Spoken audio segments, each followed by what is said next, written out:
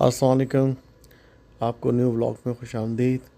इस वक्त फ़जर की नमाज़ होने में तकरीबन आधा घंटा बाकी है और लोग तहज्जुद वगैरह पढ़ने के लिए बाहर निकले हैं। और आप ये मनाज़िर देखें कि इस वक्त खलील इब्राहिम रोड पर रात के 4 बजे भी क्या मामलात हैं।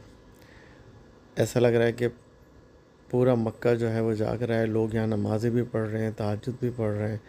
और लोग जो मस्जिद में हरम तक नहीं जाना चाहते या रश की वजह से थोड़ा घबराते हैं या फिर उन्हें पता होता है कि वहाँ जगह नहीं मिलेगी, तो लोग यहाँ रोडों पे पहले से जानमाज़ वगैरह बिछा के बैठ जाते हैं, यहीं पर तहज्जुद पढ़ते हैं।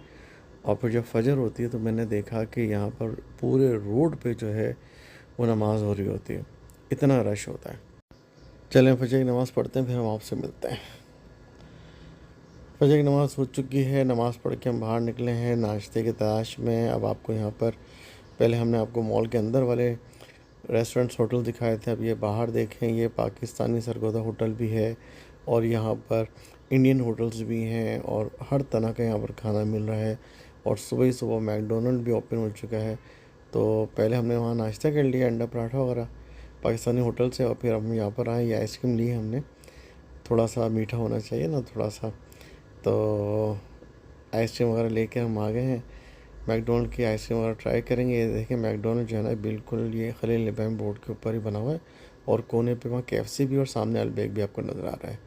तो तकरीबन तमाम होटल्स वगैरह आपको नीचे ग्राउंड फ्लोर भी मिल जाएंगे।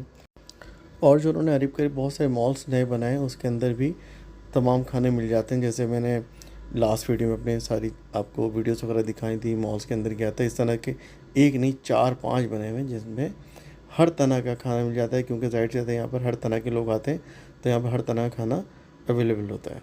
चलें मिलते हैं इंशाल्लाह नेक्स्ट वीडियो में। अल्लाह हाफिज़।